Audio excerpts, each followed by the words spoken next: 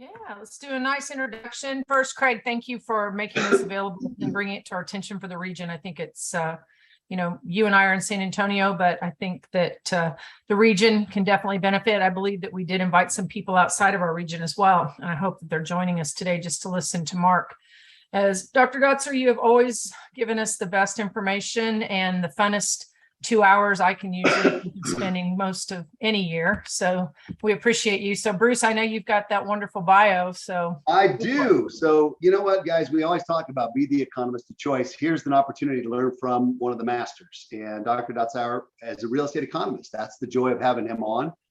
He was served 18 years as the chief economist of the Real Estate Center at Texas A&M University. For those of you out there, whoop, right, they know that. He's given over 1,800 presentations, right? This is something that he does to give back to people, about 345,000, but he's written 90 articles in magazines, research findings. They've appeared in the Wall Street Journal, USA Today, Money Magazine, a lot of different places.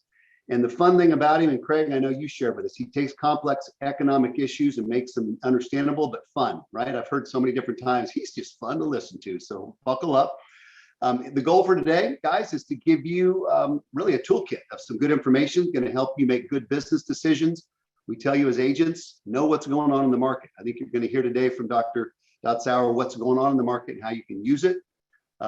Just so you know, in 2015, he stepped down from his position at the Real Estate Center to focus on really what's going on with current economic conditions. And now is an absolute great time for all of us to be hearing from him. Last couple things, he did get a PhD in finance in real estate from the University of Texas in '87, and he was a tenured professor there for well over 10 years. So you guys give a warm welcome, Dr. Dotzauer, he and his wife, Luann. They're coming up on their 50th wedding anniversary, which I think is fun. So guys got a solid foundation, going to give us a little information on economics and what's going on in the market. Mr. Dotzauer, welcome to our call. It's yours, my friend. Okay, well, thank you, Bruce. And thank you to everybody that's attending this morning. I just would like to give you a tiny bit of background. I grew up in the real estate business and got my license when I was 24 years old, and sold houses with my dad. My first professional designation before I got my GRI was SOB. I was son of a broker, and grew up in the business and ran my dad's brokerage firm for a period of years until I decided I wanted to be a college professor. So I've been in the business, and I remember what it's like to sit around a staff meeting with a bunch of agents and talking about situations. And so this presentation is a little different from what I would traditionally do, because I'm viewing this almost like this one big staff meeting. It's like how to be aware of what's going on in the market now and how to serve clients to the best of our abilities. That's what my goal is today, like it is every time. I've done over 1,800 of these presentations. The goal is always the same. I hope that you'll come away with some information and tools that will help you serve your clients even better than before we had this conversation this morning. And so it's no surprise that we're in the cycle of the housing market right now where interest rates are going up. This isn't the first time that's happened over history. I've been doing presentations for the Real Estate Center since 1997. So there's been several interest rate hike cycles during that period. People warned me in 1997 when I first came to the Real Estate Center that you can't mention the R word, recession, in front of realtors. They just won't stand for it. They won't like it. So I thought, I'm just going to do a little market test. And every time I went out for about a year, I would ask people, how many of you in the audience today are going to quit serving customers if we have a recession? And I haven't found one in 27 years that has that attitude. And so what that did was that freed me up to do what I want to do. And that is to stare the economy right in the face and figure out how to serve customers the best you can in the environment you're in. And so sometimes we all know I'm hesitating a little bit here, I guess, but we all know that things are getting more challenging as interest rates go up. I want to today help you understand what is happening, because my impression is that people are better off, businessmen and women investors are better off to not hide from changing reality, but to understand it as thoroughly as possible, because your customers are confounded by things too. They're reading in the news, just like I did this morning, just like I do all the time. Housing market is cooling. I mean, that you read the headlines for the last 6 months, housing market's cooling. Well, what that means is appreciation rates have dropped from 20% down to 16%. I mean, it's a joke. But there are real realities in the economy, and buyers and sellers have real questions. And my hypothesis is that a professional real estate salesperson or broker serves their customers best when they understand what's going on, so they can help their customers. So that's what my goal is today. It's not all pretty, but it's pretty factual. And I have some slides in here that I've designed just for this particular meeting. This meeting is a little different than what I do in the past, because I've designed several slides later on in the presentation that I could visualize taking to a sales presentation, either with a homeowner or a buyer. And if I was along with you on that sales call and they allowed me to speak at all, that would be the kind of things I'm talking about. So with that said, Priscilla, could we go to the next slide, please? We've got a lot of things, a lot of moving parts going on right now. Usually, it's not unusual to have one or two issues in the global economy, whether it's in the US or in Texas or all over the world, that has an impact on people's decisions to buy or sell or invest. Well, we're in a situation right now where there's more than just a couple. And so this is in the back. These 7 things here are what's in the back of the mind of people that say, I want to buy a house. I just don't want to make a mistake. Or I still want to buy a house, but are we in a housing bubble? These are the questions I've gotten over my entire career. But this is what's happening right now. And we've got a huge, massive fiscal policy and monetary policy at the same time. What that means is we got mortgage rates clear down to 2.65%. How in the world did that ever happen? That happened because the federal government, the Federal Reserve Bank of America, decided to make it happen. And here's kind of the good news before we even get started. Yeah, mortgage rates are up to about 5 3/4. But when we do have a recession, those mortgage rates, in my mind, will go back down. I remember having people nodding their head like, no, you can't be correct, especially bankers back in that time. 5 years ago, I said, next time we have a recession, the 30-year mortgage rate will drop to 2%. And man, everybody thought I was crazy. I'm not crazy. I just have a weird personality where I read the minutes of the Federal Reserve, and I read their research documents, and I read the footnotes to all of those things. And all I've been doing is telling people what the Fed has already announced through their minutes and stuff. And they said that when we have a recession, we'll lower mortgage rates. So mortgage rates were about 3.75, and then COVID came along and they got nervous about a recession. So they purposefully drove mortgage rates from 3.75 down to 2.65 on purpose to allow the whole country, not just buyers, but the entire country, to refinance their mortgage at 2.65. And that got us out of any kind of recession. In fact, it was way too much. Now we got too much money around. People got too much money in a variety of ways. But here's what I want you to remember out of all of this today. If we get any kind of significant recession at all, they will start dropping the 30-year fixed mortgage rate, and it's going to have to go a lot below 2.75 to have any impact.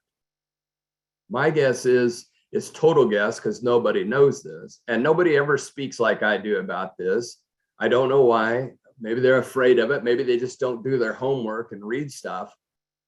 But I just read an article about 2 months ago coming out of the Mortgage Bankers Association saying that allowing people to refinance at 275 now will have no benefit. There's virtually nobody in America that would benefit from refining a mortgage at 2.75 because everybody's got them.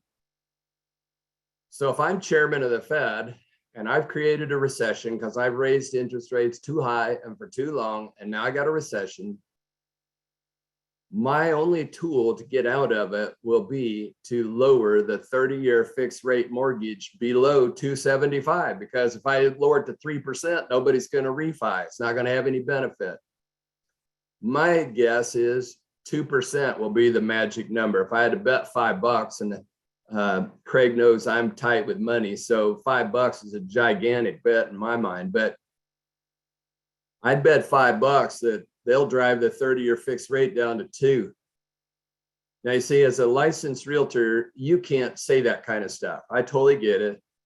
I remember it used to irritate my dad so much. He was the managing broker of Dotzer Realtors, and I was just the punk kid that was tagging along trying to learn the business.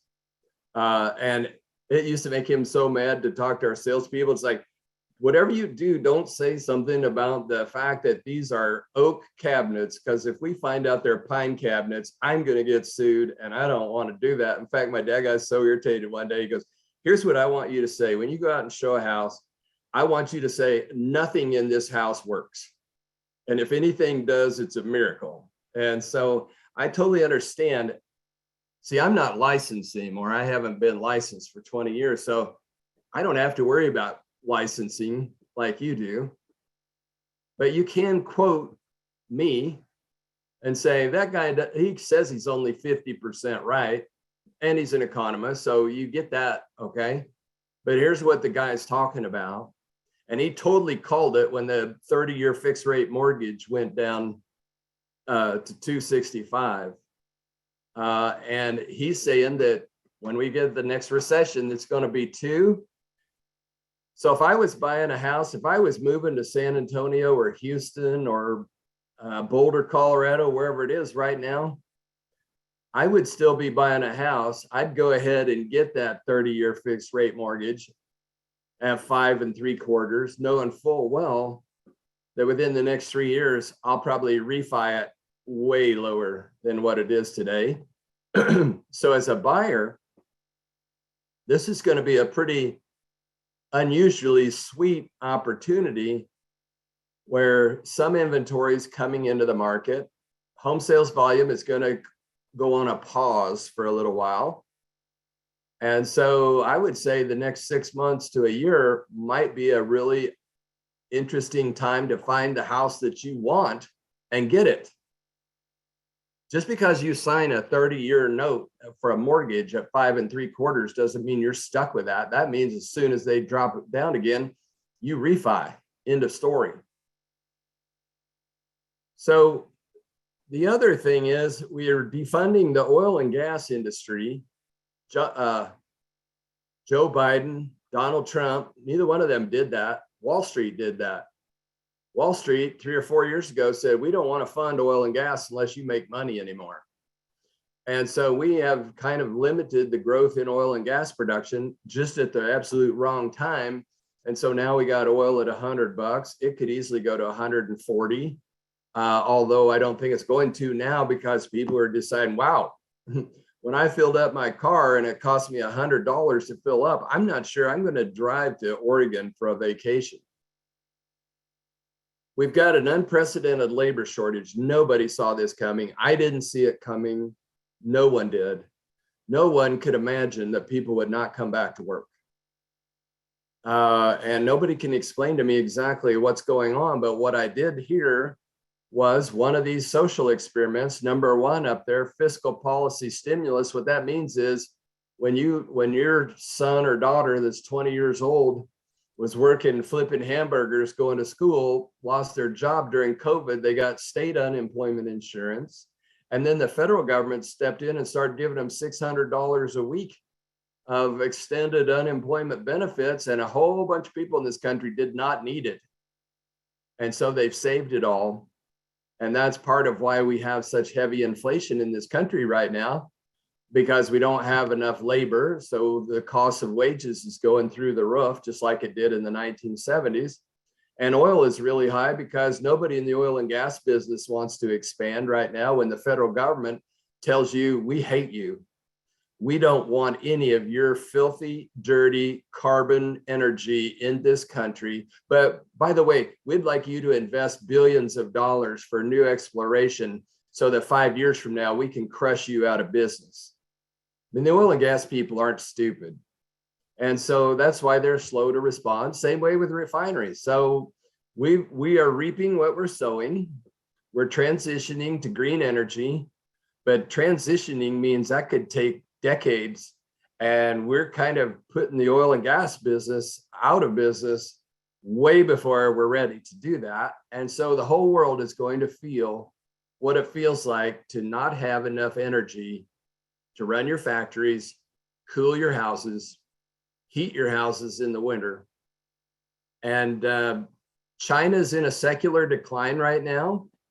And I'm happy for that, actually. I love the Chinese people, but I can't stand the Chinese communist government. Good riddance. Businesses are moving away from China as fast as they can. And that's good for America because that means we're going to bring some of these jobs back to the United States.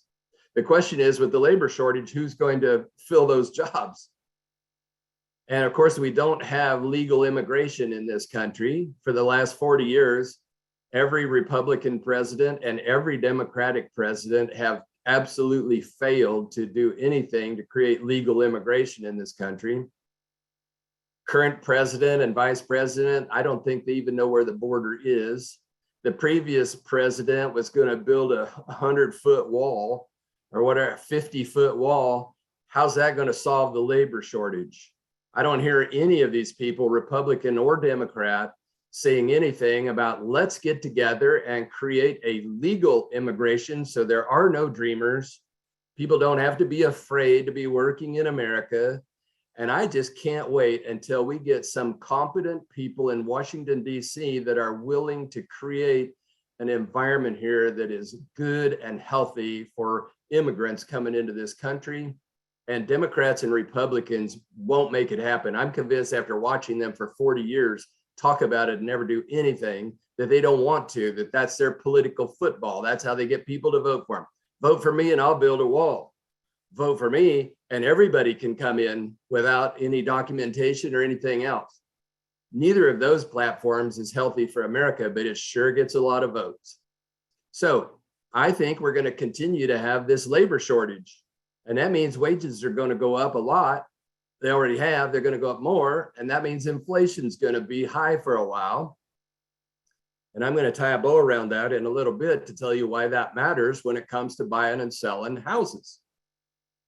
Working from home is changing things. That's created enormous demand for houses in smaller cities all over the country, all over the world for that matter. I gave a speech to about 150 CFOs of real estate investment trusts. And a couple of them are talking about how they're going to work from home. A lot of their people are going to work from home a lot. And then they talked about their senior management being able to take 1 month off every year and work anywhere on earth that has an internet connection, as long as they're available during working hours, Central Standard Time. And so this is changing where people want to live for sure. And that is super bullish for Texas. The Texas outlook is amazingly strong. And here's one thing else I'd like to say early on here, because I'll be talking about recession because it's probably coming, even though the media has been, well, the government and the media have been trying to pretend it won't. I don't know why. Maybe they're afraid to say things too. I don't know. But Texas is benefiting from a lot of things. And one of those is changing community policing strategies. There are places in this country, Portland, Oregon's a great example. Chicago's another one. New York's another one. San Francisco's another one. Los Angeles is another one. Minneapolis, Baltimore. These are places where it's no longer any fun to work or live. And the local politicians, they're unwilling to do anything about it. And with this work from home situation going on, nobody wants to go back to work in Baltimore. Nobody wants to go to work on the subway in New York City anymore. Everybody's moving out. And when I say everybody, I counted up the numbers over the last 10 years. So from 2011 till 2021, 1.9 million people chose to leave New York City. Now, their population growth may have increased due to international immigration and births, but for people that could make a choice to move from one county to another, 1.9 million chose to move out of New York and Newark, that metro area, and move somewhere else. I looked at Chicago's metro area. It's about 1.6 or 1.7 million people during that 10 years chose to leave. San Francisco, for the first 5 years, from 2011 to 2016, they had positive growth. People were actually choosing to move into the Bay Area. But in the last 5 years, they have started to leave the Bay Area. In fact, I saw a survey. I couldn't believe I saw this on any media, but I confirmed it with the San Francisco Chronicle. The Chamber of Commerce of San Francisco did a survey of residents and came up with one answer among many, that over almost half of their residents say they're going to leave San Francisco in the next 3 years. Can you imagine a Chamber of Commerce publishing the results of that? And so do not underestimate how lousy the quality of life is in those cities that I've just mentioned.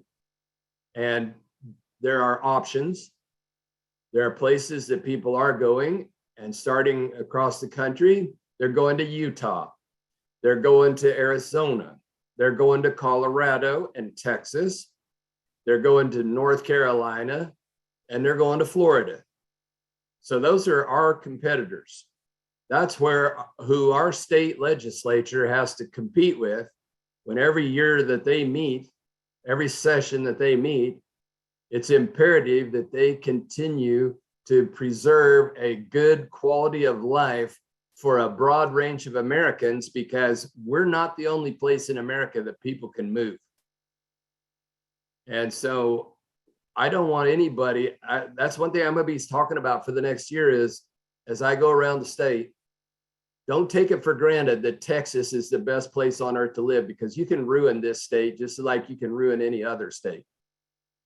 So let's just be careful about our quality of life here, because we want people to come here if we like the growth, which I do. And then we've got a situation where the Fed is going to raise long-term rates and short-term rates rapidly. And we're not used to this. The last time this happened in any major way would have been all the way back to the 1980s. You got to go back to 1968 to 1980 to experience what we're experiencing right now. And that's why a lot of people just can't fathom that rates are going to go up a lot and that we're going to have any kind of recession, simply because their history is just not long enough. So this is what's going through the back of the mind of people that are buying houses and investing in commercial real estate. Home sales volume, I expect, has started to drop. It's not because people don't want to buy a house. It's just because they don't know what to do. They're taking a pause. Well, from what I can gather, I have a lot of clients in commercial real estate as well. And I've heard a couple of them just since the middle of June, actually. It seems like the middle of June, buyer psychology, investor psychology just changed. But a couple of commercial real estate investor types that I know that are all over the country one of them put up a building for sale and didn't get any bids at all. And over the last 3 or 4 years, they're used to getting 60 to 30 bids. and then having the highest bidder go for a second round of bids. They got no bids. He called it a zero bid situation. That building happened to be in Los Angeles. Who in their right mind would want to buy any building in Los Angeles? So anyhow, why I'm showing you these 7 things is not to depress you, although you might say, well, hey, you're not doing a good job of that. I'm not here to do a Zig Ziglar power of positive thinking. Let's put some lipstick on a pig and go sell something speech. And I don't do motivational speeches. A lot of your staff understand that I don't have any self-esteem. And frankly, I don't care if you do either by the time we're done here. But what I do hope is that you will have a good understanding of where your buyers and sellers are operating in, because they don't know. It's too complicated and they don't know. And you are a real estate professional and you need to know some background other than just how many houses are for sale and what's the price per square foot. So let's go to the next slide, Priscilla. Thank you. And I'm going to have to wait to see them because this is a unique present. Okay. So the next series of about 4 or 5 slides will go pretty fast. But here's the problem. Our economy is too strong. We have way too much demand. People want to go places. People want to fly. And we have a limited amount of supply because number 1, China's not shipping stuff because of COVID. And number 2, we have a labor shortage in this country. And so there's just too much demand and not enough supply. And get a load of this. We're sitting here right now with over 11 million jobs open right now in the country. There were times when I gave presentations for Keller Williams back in 2018 where I said, folks, it's amazing. There are 7 million jobs open now. Well, now it got close to 12 million. So we have a gigantic labor shortage problem in this country. And that's going to make wages go up. Next slide. I'm going to start referring to myself thank you. I'm going to start referring to myself as Jay Powell. That's the chairman of the Federal Reserve, because that man single-handedly has the responsibility to control inflation. And he said, I'm going to get it down to 2%. So he staked his whole career and his whole reputation and legacy on his ability to get inflation that's currently running about 9% down to 2%. And why does that matter? Why did he do that? Because he knows if he fails, if the Federal Reserve Bank of the United States fails to control inflation, mortgage rates will go way past 5.25% or 5.75%, whatever it is today. Mortgage rates, when I last sold a house, gang, before we had to take the medicine of some recessions to get rid of inflation, the last house I sold was a VA loan at 15% interest. And so that's what happens when Jay Powell, me, that's when I fail, because politically I don't do what needs to be done to get inflation under control. It's no fun to sell houses when mortgage rates are 15%. And you know what? A lot of people bought houses back then, and 3 years later, they refinanced them at 11 or 10.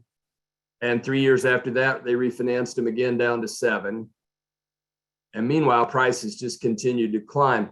Our problem, these slides I'm going to show you, these few slides are showing you that our economy is too strong, and that's not going to tame inflation. And I, as chairman of the Fed, I've got to do something to slow the economy down. So what do? Just say, hey, economy, slow down. Hey, Americans, don't go visit your kids. Don't take that cruise. Don't go to Europe. You're not going to listen to me, because Americans, that's our comparative advantage globally, is you cannot outspend an American. If we got money, we're going to do something with it.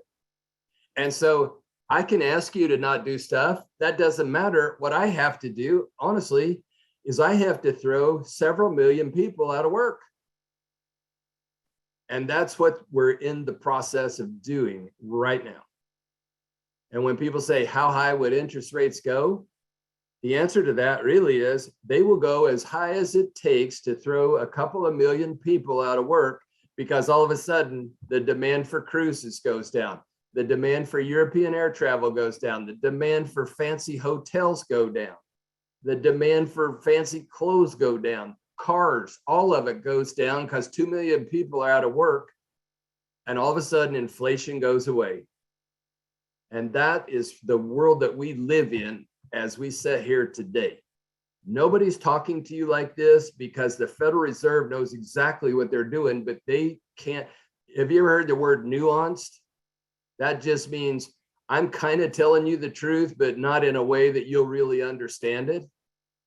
When Jay Powell comes out and says we can probably get through this and lower inflation, we can probably do that without a recession, I would call that fudging or lying. They might call it obfuscation, or another politician might say it's a nuanced way of speaking. But you see, nuance doesn't help anybody because real Americans have a sense of common sense and they sense what's happening here. And I just want to explain why it's happening, because it appears to me it is happening now and it will continue to happen. And housing is the first industry to get hit. So you're going to feel it. Your brothers and sisters in commercial are already feeling it way more than you are. The demand for houses hasn't gone away. And so that the good news is the housing market is the first one to get hit in a cycle. But listen to this. The good news is it's the first one to come out of the cycle. There will be a time within the next 2 or 3 years where we'll be reading headlines about mortgage rates have dropped, the housing market has gone back on fire, home price appreciation is up uncomfortably high again, and home builders are selling lots of houses again. The rest of the country will still be kind of in a recession, but the housing industry is the leader. It's the first one to go down and it's the first one to come out. Next slide, please. Small businesses are confident. They can't find workers. Major corporations. What I want you to see here is that in the fourth quarter of 2021, 77% of big companies in America said they want to hire people. That was a record high. That had never happened in their index. But what I've noticed is that hiring expectation has dropped from 77 to 50. So some of these larger corporations are starting to say, we want to hire people, but you see, look at the less jobs. That means fire. We're going to fire people. See, only 11% of American large corporations say we're going to have less people working, while 50% say we're going to have more. So this is not the end of time. And here's one other thing I want to mention while we're talking about it. It is possible that you have a recession in the United States as a whole, and you have no recession in the state of Texas. We've done that before. I remember that happening and making presentations and saying, you know what, it looks like it's happening here. The United States is in a recession and the state of Texas has chosen not to participate.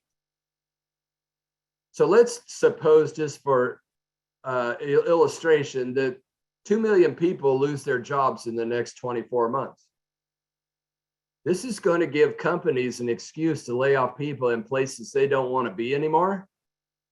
My guess is if a company has an office in New York and Chicago and in Dallas or Houston, a big chunk of those layoffs are going to come out of New York and Chicago, and they may shut down 1 or 2 of those locations and move the rest of the people to Texas, where you'd actually have a net increase in jobs in companies and industries that are actually laying off people. I mean, we're seeing that right now because nobody wants to work in the Bay Area anymore. It's no fun. The urban vibe in San Francisco is gone. And so is Portland, Oregon, and Seattle. And so people are going to want to move here just because of the quality of life. So the next slide, please. Our economy is just too strong. And get a load of this. Since the Federal Reserve, remember when I said I could tell that they were going to lower mortgage rates down below 3%? Well, when they did that, stocks went through the roof and houses went through the roof. and so did commercial real estate. And then from this slide, you can see so did wealth, the net worth of the American people. You see the trend here? In Wall Street, that's called a hockey stick. That's not a level move up. That's a hockey stick, straight up. The fact is that in the last 2 years, the net worth of the American people went from 110 trillion to 150 trillion. So this is why people will walk into San Antonio or Houston or Austin or Dallas and pay cash for a second home, because they've just made millions of dollars, if not billions of dollars, from a variety of ways. And buying a $2 million house for cash in Austin is like throwing money away. You might as well light a cigar with it. What's happening is people say, wow, our prices are going up. We're not going to be competitive with California for very much longer.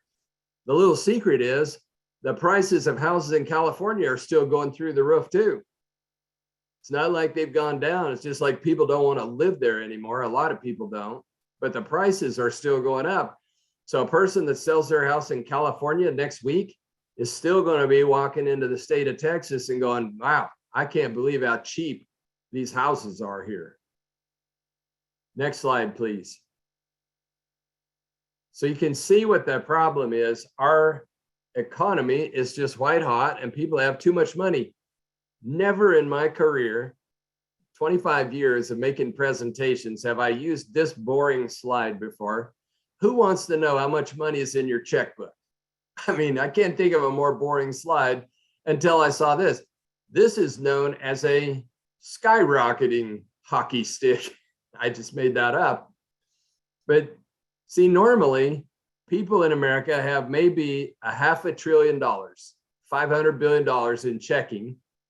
And all of a sudden, during the pandemic, when our government spewed out checks to businesses and households all across America, what happened is we now have $4 trillion in our checkbooks. How are you going to slow that down? Do you see why somebody might show up at La Cantera in San Antonio and say, really, the room is $700 a night? Okay, I'll stay 4 nights. Thank you. When you have that much money in your checking account, that is just burning a hole in your pocket. That's why there's what I think Ford has some kind of new pickup truck that's the backlog on them, something like 20 to 50,000 trucks. People just can't buy enough stuff. The only thing they don't want to buy right now is a Peloton bike.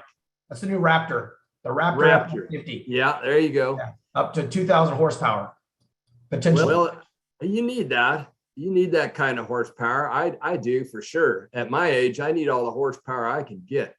But anyhow, $4 trillion sitting in the bank. And you see the chairman of the Fed's trying to slow the economy down. And you got $4 trillion in your checkbook. How's he going to get you to not spend that money? Let's just say that there's 10 million people that have that money in their checkbooks. What that means is he's going to have to put enough people out of work so that they don't have anything to spend, so that spending as a whole starts going down. That is the real story.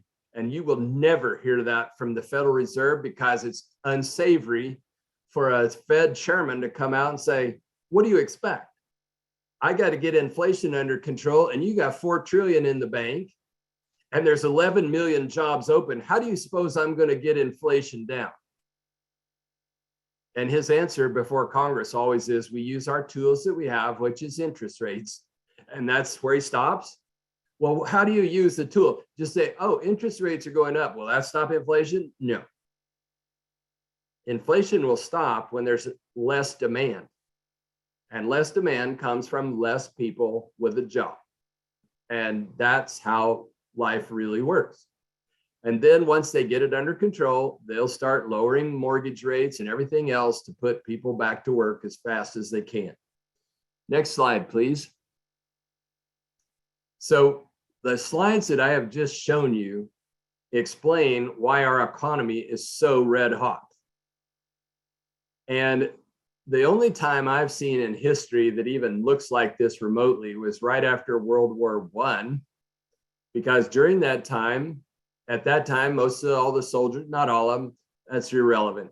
The soldiers were overseas making a paycheck, and there was nothing to spend it on. And the spouses were home working, making a paycheck, and there was nothing to buy because everything was rationed. You couldn't buy anything. And then the war was over in 1918, and look at the inflation, 17, 15, and 15. And then we had a recession, and then prices started to fall. That's what the Federal Reserve knows. That's what's unfolding right now. If they did nothing, we would have a recession.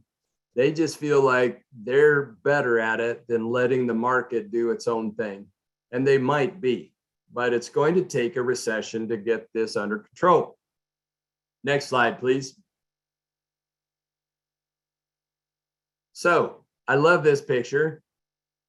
That locomotive is the US economy, and it's supposed to be going about 60 miles an hour, pleasant ride, doing its job. And now it's going about 70 miles an hour over the speed limit, and it's increasing its speed. And Jay Powell is the one guy that his job, along with the other governors of the Federal Reserve, to slow that locomotive back down to about 55 or 60 miles an hour without tipping it over and knocking it off the track.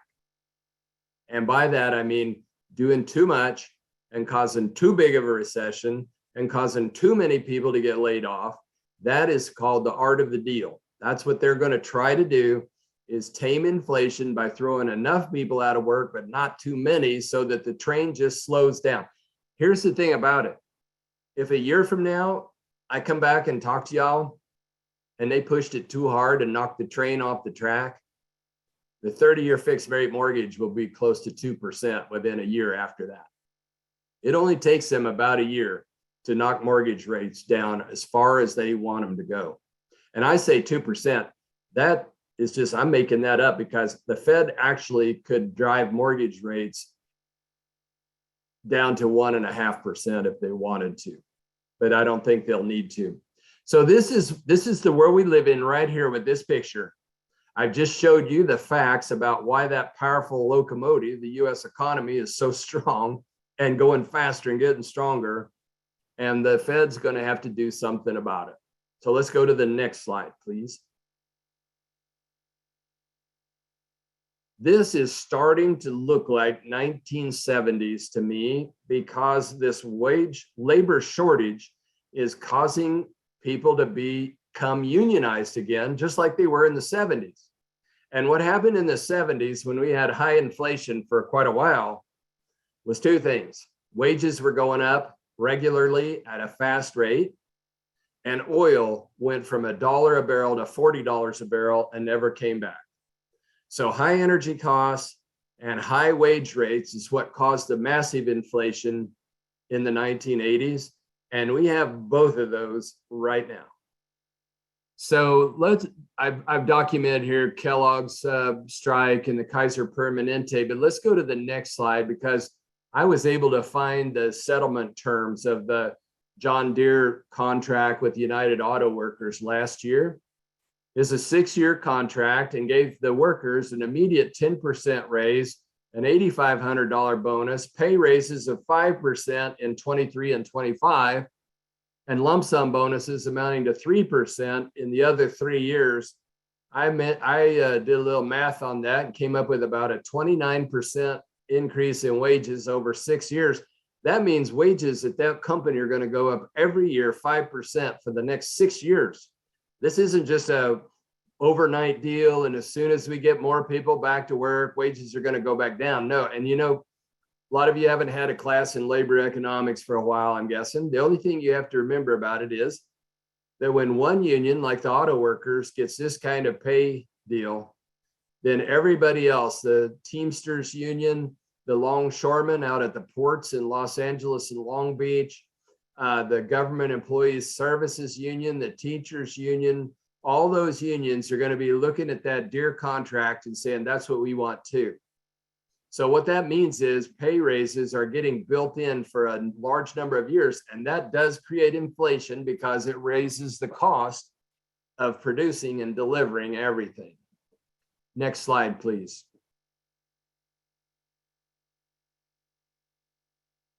Here's another thing that's changing. For those of you that are old enough, you remember when we outsourced all of our stereos and electronics to Japan in the 1980s. And then in the 1990s, we outsourced virtually everything to Mexico.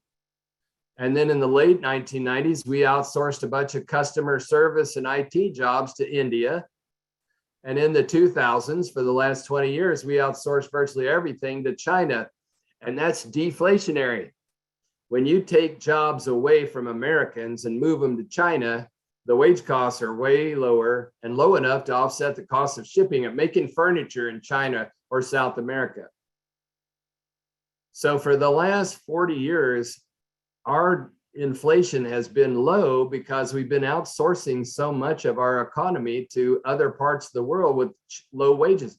It's amazing how cheap a TV set is these days. But that tide is turning, and some of that production is going to come back to the United States and to Mexico, and maybe some to Canada as well. Going to be a lot coming back to Mexico because I don't think we have enough workers in the United States to bring back a whole bunch of manufacturing jobs. And so it could start to look a lot like the late 1990s during NAFTA, when a whole bunch of stuff was being produced in Mexico. And that was good for the Texas economy because all the stuff made in Mexico came up to the United States through El Paso and through Laredo, and then on up through I-35 and on up to Dallas, and then on to the rest of the country.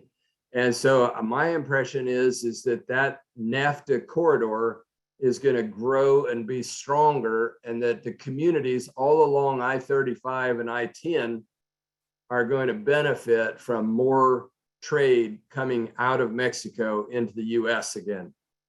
Next slide, please. So the opposite of globalization is what's happening now because businesses can't move away from China as fast as they can. They want to get away because China is no longer a reliable contractor. Anytime they have 5 COVID cases, they shut down the entire city and the port with it. And so if you're a retailer in San Antonio and you're hoping to have your stuff on the shelf for Christmas time, just like last year, maybe this year, you may not have it because if the port closes in Shanghai or Tianjin or other major ports over there, your stuff is sitting on a boat or on a container, not even on a boat yet, because the Chinese workers are trapped at home because the communist government is forcing them to stay in their homes. Next slide, please. China's star has faded. The future of China as a global economic power has reached a peak, and it's going down at an accelerating rate.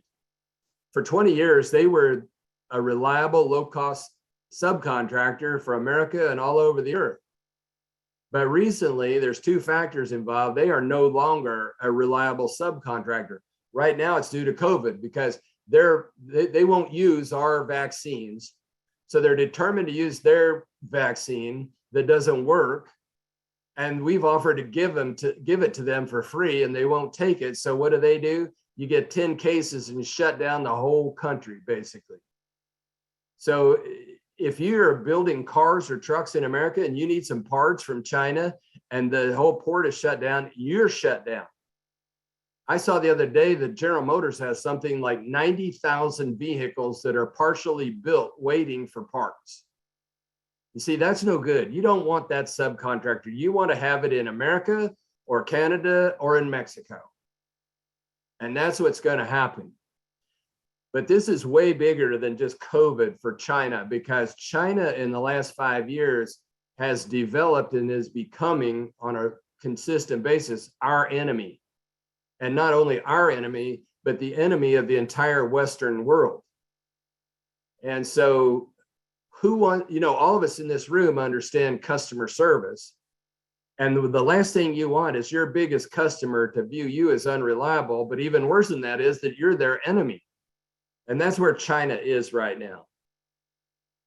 They're going to continuously now lose their economic strength going forward to the benefit of all of the North American continent. Next slide, please. Here's the part of it that I want people to understand. Everybody wants to have an EV now. We're going to save the planet by switching to batteries. Well, if you want an EV, here's the thing about it. If the communist dictator of China doesn't want you to have one, you're not going to get one. Suppose there's a reason why Elon Musk has the biggest battery factory on earth in China? Well, here's the reason. China tightly controls the key metal market, that's manganese. They control about 90% of it that goes into batteries all over the world. They control around 70% of all the graphite that goes into cell phones and EVs. Next slide, Priscilla, please. We're all familiar with lithium batteries. China currently dominates the battery processing market and is responsible for about 80% of the battery chemical refining capacity. See what I'm saying? If that Chinese communist dictator decides he gets mad at us because we say something about Taiwan or Hong Kong, or we run some Navy ships through the South China Sea and they holler about it, if that guy decides to shut off battery production, we won't have any EVs or battery operated tools or anything else. How long do you think it'll be before we start allowing for city planners and environmentalists will allow battery chemical refining to happen in the United States? My guess is that won't happen. We don't even like refining oil in the United States. So we want the batteries, but China controls it all. So it's kind of interesting. You can see why that battery plant is over there in China, and you can see why Elon Musk has to be very careful about anything that he would say about China, because if they shut him down, there is no such thing as Tesla anymore. Next slide, please. So in this background, when people get worried that inflation is going to be around for a while, it's been 30 years since people have been worried about that. One of the ways that people try to protect themselves from inflation is to buy real estate. And that's what you've been seeing happening for the last 2 years, I think. The market, trust me, I live in the market, so I know what it was before that. But in the last 2 years, I think people have started buying not just houses, but other real estate as a hedge against inflation for the first time since 1982. 1982 was when inflation was put to bed, and it's been sleeping for 40 years until last year. So let's just look at this, because I don't expect you to believe me. I want you to see the facts, but it's not just houses. So CoreLogic, this slide shows prices went up for houses 20% in that 1 year period of time. Let's go to the next slide though, because it's not just houses. How about farmland? Federal Reserve Bank of Chicago measures that. It was up 22%. Notice how similar that is. Houses 20, farmland 22. Let's go to the next slide, please. It's also commercial real estate. Commercial real estate in the third quarter, I believe it was 6% for 3 months. That's an annual rate of about 24%. And I noted there in yellow, that's the highest appreciation rate in the history of the index, which began back in 1978. This tells me, when I saw that phrase, I thought that confirms for me, we are kind of in an era very similar to 1974 to 1980, when inflation threatened to get out of hand, and it scared the Federal Reserve enough to raise rates and purposefully make unemployment go up. And I'm convinced that this Fed chair, Jay Powell, will not cave in just because the headlines start getting kind of ugly. U.S. enters a recession. How long will the Fed chairman keep interest rates high? Oh no, layoffs are happening. How long will the Fed chairman keep rates high? He will keep rates high until inflation is down to around he says 2%. I bet he doesn't have that much courage to do that because it's almost never down to 2. But I bet when he gets close to 3, it'll be time to say, okay, we've done enough work. And right now, inflation's running around 9. So this is just, I'm illustrating for you here why there's such strong demand for real estate, and it's not just houses. So it's hard for me to say that there's a bubble in housing when all classes of real estate are going up as well. And it's also hard for me to say there's a bubble in the single family market when mortgages are hard to come by.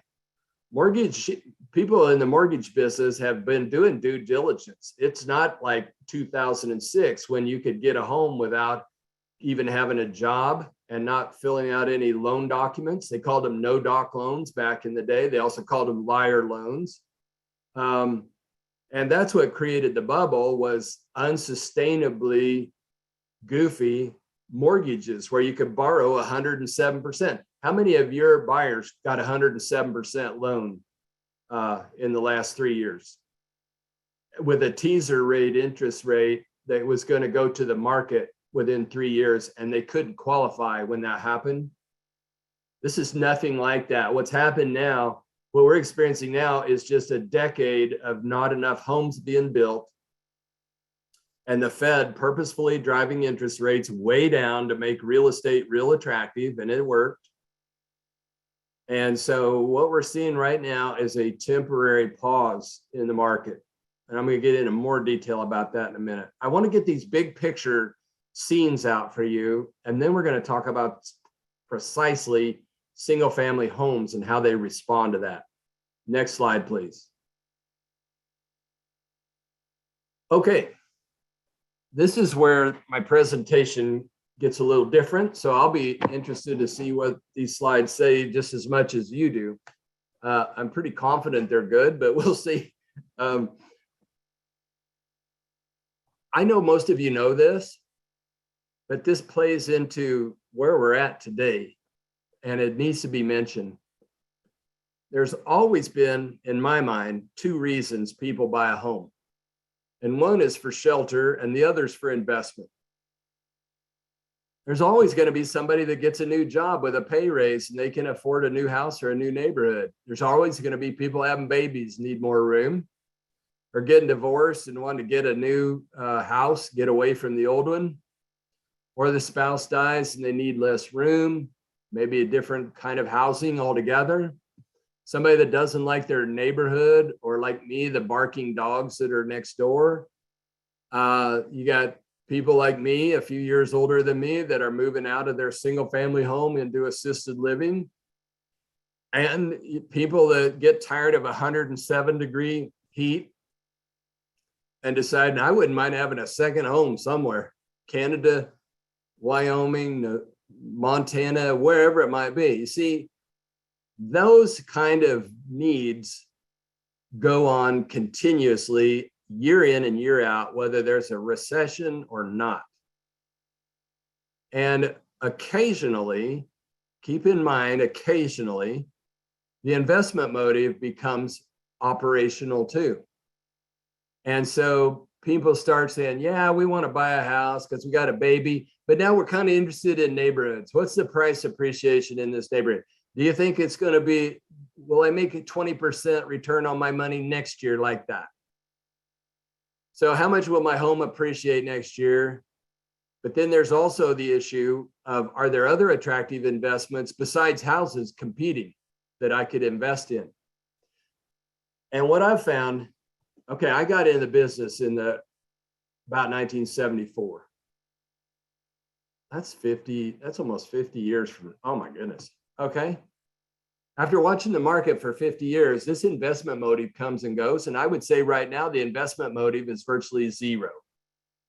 I don't think anybody's going to walk into your office and say, I want to go to look at houses and I want you to tell me which neighborhoods are going to appreciate the most in the next 24 months. My guess is most people are going to walk in and go, I don't know if I want a house. I got me a new job and I got divorced and I hate the dogs in my neighborhood. So I have all kinds of reasons I want to move. And I just quote, I don't want to make a mistake. What does a person say in a buyer when they say, I don't want to make a mistake? What they're really saying is, I don't want to buy a house and have it go down 40% in value after I buy it. So what's happened here, I would say since the first of this year, is that after, let's say in most normal times, shelter is 80% of the decision and investment is 20. I would say in the last 2 years, investment moved from 20% of decision to 50 or 60%. And all of a sudden it's gone from 50 or 60% to virtually zero. So the people that are going to be in the market are going to be up there in that shelter category, and they're going to want to do something if they can. And so I think this is a key thing. If you've got somebody that wants to buy a house and they're asking you questions like, do you think will the appreciation rate continue at 10% a year? I would say, if you're buying a house for an investment right now only and not for shelter, I don't think it's the right idea right now. I personally don't think houses are going to go down. What normally happens, and this feels like a normal deal to me, what normally happens when you get super normal price appreciation, and by that, what's normal in Texas? 2 to 4% a year. And when you get 10 or 20% a year, what typically happens is they don't drop, but they just stop going up for several years, possibly. I could see if I bought a house in Houston tomorrow, which we probably would, if I was moving there, I would buy it knowing full well that if I bought it for $400,000 today, it's very possible it'll be worth $400,000 3 years from now, because I want the shelter.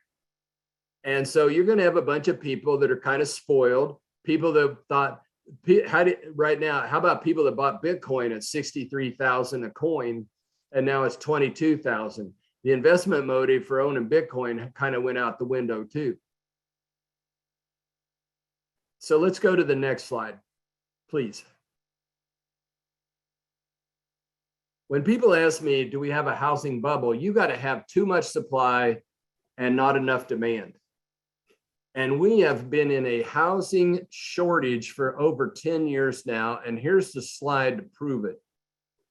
This is the number of single family homes started. A housing start means you push it out, you're going to build a house. It'll become a completion pretty quickly.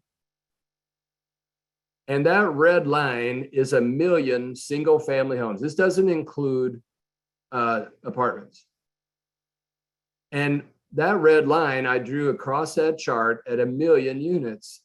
And you can see back in the 60s and in the 70s, we built on average 1 million units every year for each decade in the 60s and 70s and 80s.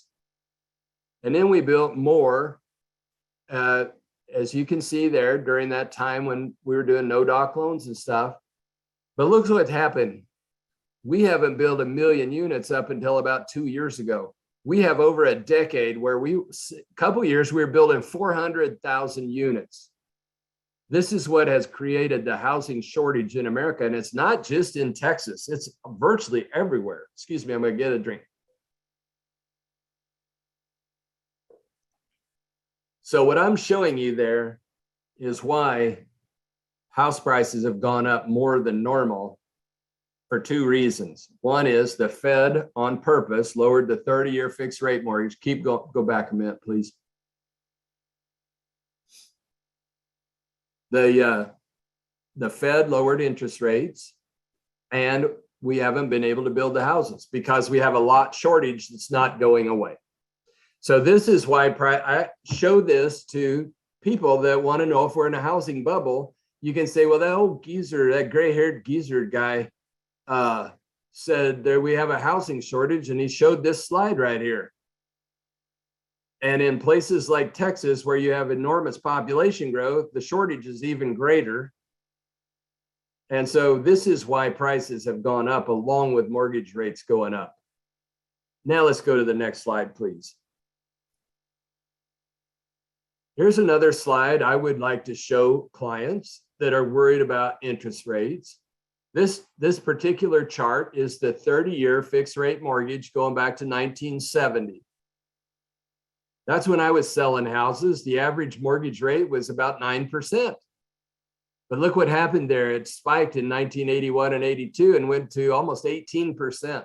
When I sold that house for 15%, that was a VA loan, by the way. They went up past 15% after that. But once inflation was tamed in about 1982, look what's happened ever since. Mortgage rates were 12.7 in the 80s, 8.1 in the 90s, 6.3 in the 2000s, and 4.1 in the 2010s. See, since about 2010, the Federal Reserve has controlled the mortgage rate. They don't tell you that, but they have. And they have the tools to do it. And if you had them on this call, they would say, he's right. He's saying it in a way that's not nearly as nuanced as we would say, but he's right. So as you look at 5 3/4 right now over a history of 50 years, 5 3/4 is a cheap mortgage rate. It's not an expensive one. 2.6 was an aberration. 2.6 was done by a federal government that was afraid that COVID was going to cause everybody on earth to lose their jobs, and we were going to have a depression way bigger than the 1920s. They flooded the country with money and lowered mortgage rates to 2.6. And then we found out we really didn't need to do that. And now we're paying the consequence. The title of my presentation has been this year, except for this particular one. My title has been New Rules, New Realities. My title for next year is going to be Getting Back to Normal, and We Don't Like It. 5 1/4% mortgage would be normal. A house price in Corpus Christi or in College Station or in North Dallas or Plano, 2% price appreciation a year would be normal. 4% would be amazing. And we don't like that. We don't like the idea of getting a 5% mortgage because we don't like it. And the headlines read housing market cooling. Okay, so houses aren't going up 20% a year anymore. The year-over-year appreciation rate is down to 16%. Yeah, it's cooling off. But you see, these reporters aren't smart enough to know how to ask questions, and nobody will get out in front of it and say anything about it to say, what's the average price appreciation in Texas over the last 50 years? It's 2 to 4%. That's where it's supposed to be. And it's possible after you go up 20% a year for 2 years, it's possible that prices may not go up at all, but on average, 2 to 4%. That's called living in Texas. So what I see the possibility happening is that mortgage rates might level off at about 5%. Now, I know you're not hearing this yet either, but it seems possible to me that we've seen a peak in mortgage rates already. And you go, well, how's that possible? The media says they're going to raise rates. The Fed's going to raise rates. They're going to raise rates again pretty soon. This is a little more detail than you want to know, but I'm just going to tell you this, that the Fed actually has 2 rates that they can raise. And I'm going to really simplify this because I don't want to waste that much time with it. But the Fed can raise the 1-day rate or lower it. And they can also raise the 30-year fixed rate mortgage. And nobody talks about that at all. So what's happening is right now, yes, they're raising one of their rates. The 1-day rate is going up. It will go up again in a week, another 0.75%. But mortgage rates could go down because there's a big difference. Mortgage rates are determined by different economic criteria than the 1-day rate. So you could tell me the Fed is going to raise rates all the way through the end of this year. And I could tell you mortgage rates may have already peaked at 5 3/4 and may be going to stabilize somewhere around 5 1/4 or 5%. I like stepping out on a limb. I tell people I'm an economist. There's a 50% chance everything I say is wrong. And the Federal Reserve people, if they were on this call, they would say, hey, quit bragging about 50% because we haven't been right 50% of the time for the last decade. And that's a fact. That's just part of being an economist. But I called it totally on the line when mortgage rates were going to go down to 2%. They didn't go as far, but I called it even though everybody was shaking their head at me. And that exact same logic tells me mortgage rates are going to be headed south again. And what do you suppose is going to happen when the Fed panics and lowers the 30-year fixed mortgage rate that's now 5.75? What do you think will happen to house prices when they drive the 30-year fix from 5.75 down to 2.0? You know what's going to happen. The first headline will be, my goodness, houses are affordable again. With 2% mortgages, the affordability index looks really promising. And then you're going to start getting multiple bids. And then you're going to start getting hyper price appreciation in houses for several years. And then we'll have a new headline. Your clients will be complaining, saying the mortgage rate's down to 2, but the affordability index is shot. Prices have gone up so much that they're not even affordable, even at 2%. That's what's going to happen. That's why I would buy a house in Houston if I moved there tomorrow, knowing full well that prices could stay flat for 3 years or so and then start gradually going up.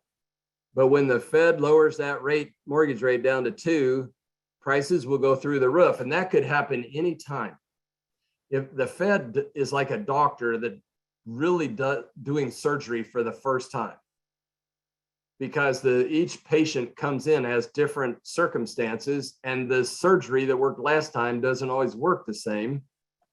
And here's the thing, if the Fed keeps interest rates too high, puts too many people out of work, then we have a big recession, and that's when the 30-year fixed rate mortgage will go to 2%. It's possible that could happen within the next 2 years. But that would mean that the Fed made a gigantic mistake that got out of control. And I hope that doesn't happen. So this slide, I think I put it here for you just to give your buyers context for what they're living in right now. I imagine they're looking at that going, oh my gosh, interest rates have doubled from 2.65 to 5.75. But seeing this here shows it's more like normal. Do you need shelter or not? Next slide, please.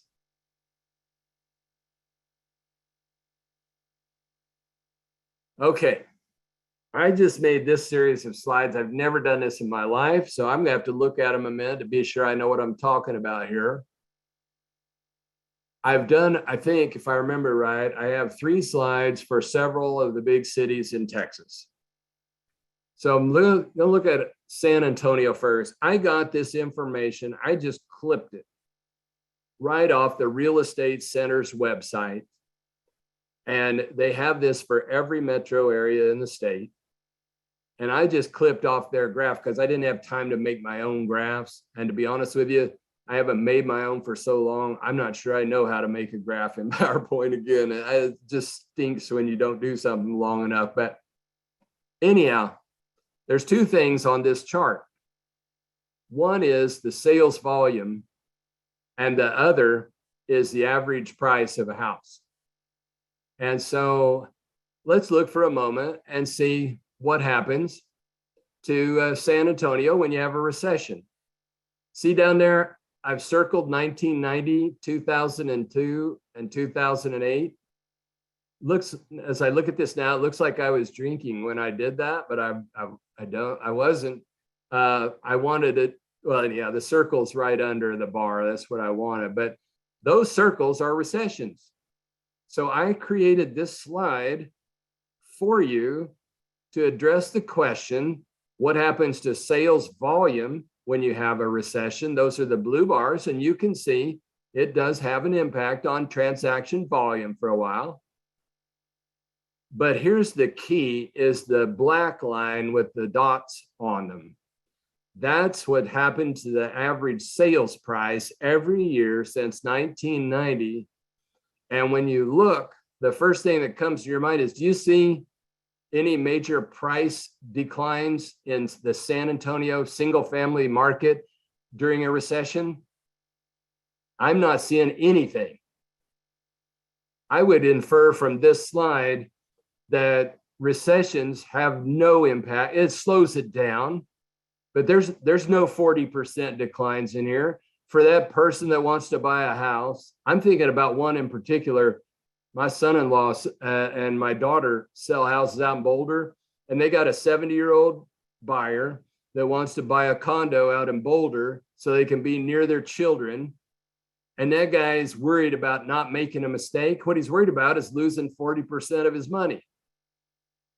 I'm encouraging my kids to build this chart for Boulder to show what happens. See, there's no, in the last 32 years, there is no 40%, 10%, 5% drop in values, period. So that's the message that I wanted to construct out of this chart. And I would encourage you, this makes a lot of sense to me in terms of showing this to clients too. Your clients don't care about your transaction volume so much. Oh, and here's one other slide that I wanted to, what piece of information. Let's go to the next slide. I think this is on the next slide. Yeah, okay. So I've got the same chart. I just made it littler. But you see that yellow box there where I say market top? I'm basing that on the black line, the average sale price of houses. Here's the question I'm trying to address to a potential home buyer that's trying to, quote, avoid making a mistake. What's the biggest mistake you could have made in the last 40 years of buying a house? Would be to buy at the market top in 2008. That was bad. And in some places like Naples, Florida, or Las Vegas, or Phoenix, home prices allegedly went down 40%. I'm not sure that's true, but there were places that did.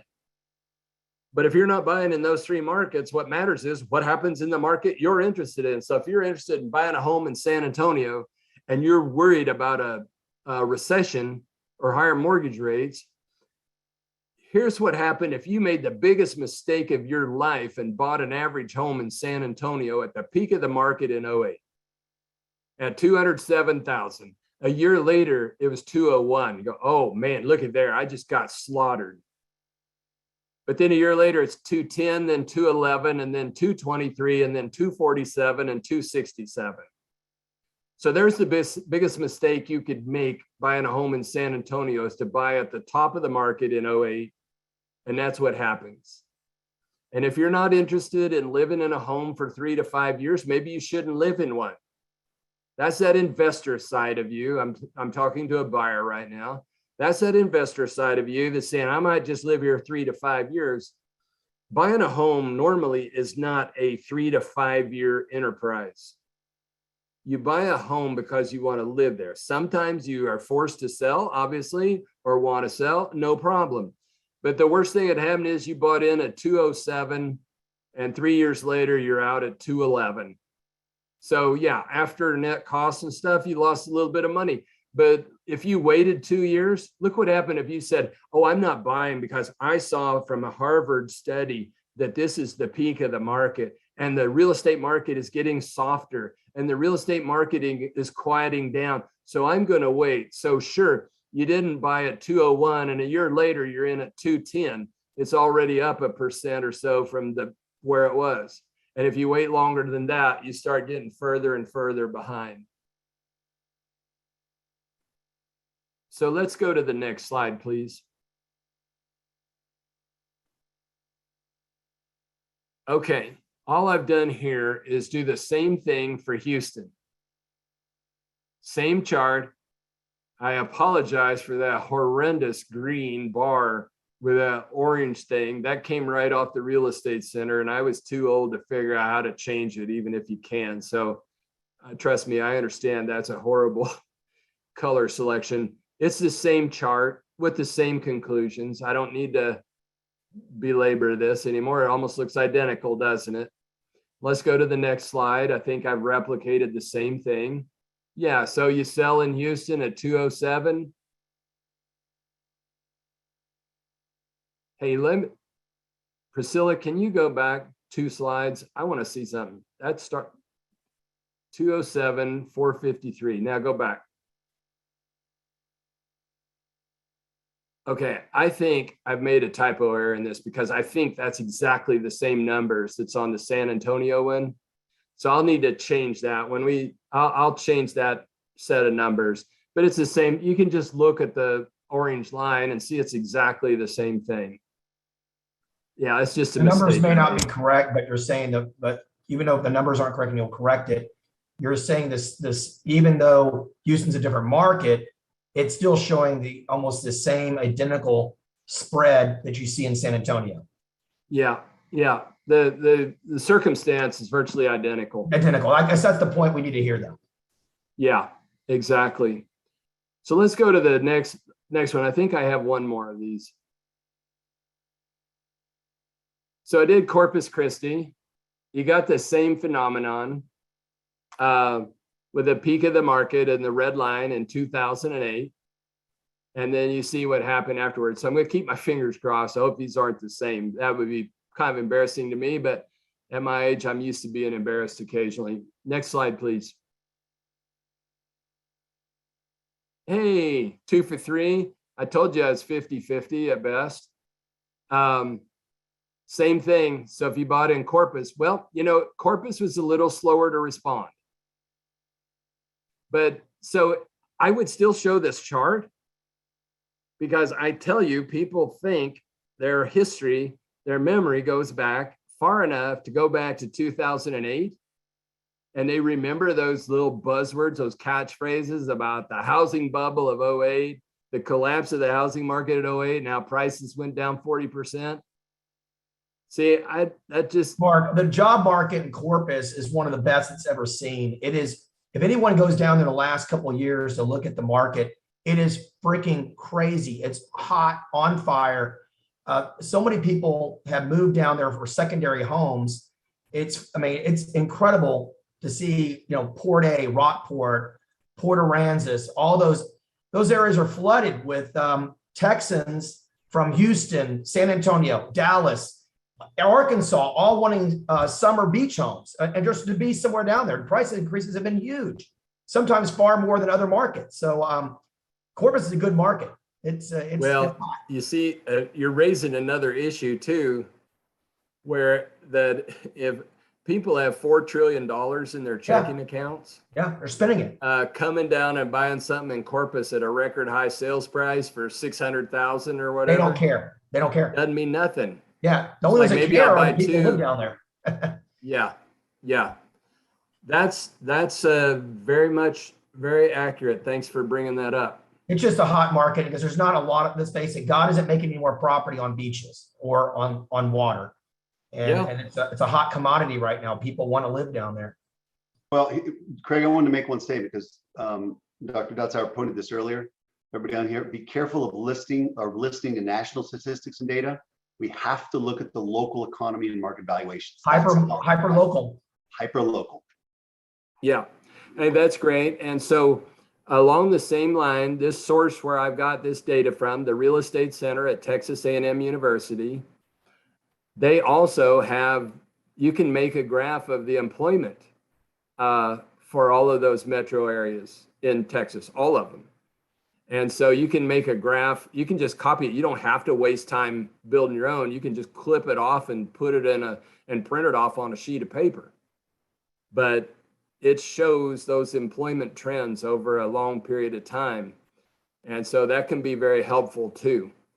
Because again, keep in mind, like I said, even if the country has a recession, it's very possible that population and job growth will continue to grow in a lot of our Texas metro areas, while other parts of the country are declining. I just like to say for the record, I know that you've already pointed this out, but let's face it. These markets here in Texas, especially Texas markets, where the majority of these people on this call today are from Texas. Even though there was recessions and all these over the years you've seen it, you're betting on Texas, you're betting on the real estate market, because even though history tends to repeat itself, and you're telling us, even though the market is, we've had a recession in the marketplace, even though rates are going up, all these things are happening, low housing shortage, we don't have enough inventory, but there's not enough, there's obviously too many job opportunities, all these variables, the real estate market's still doing pretty good. Overall, actually really good. It's not changed. Yeah. What do you say to somebody that says, well, my listings aren't selling? Or what would you say about that? I mean, some agents are complaining they're not getting showings on their listings. Do you think it might just be that they're overpriced maybe because other homes are selling? I've found over the years, I have never been afraid to buy a house. And Luann and I bought and sold a bunch of them.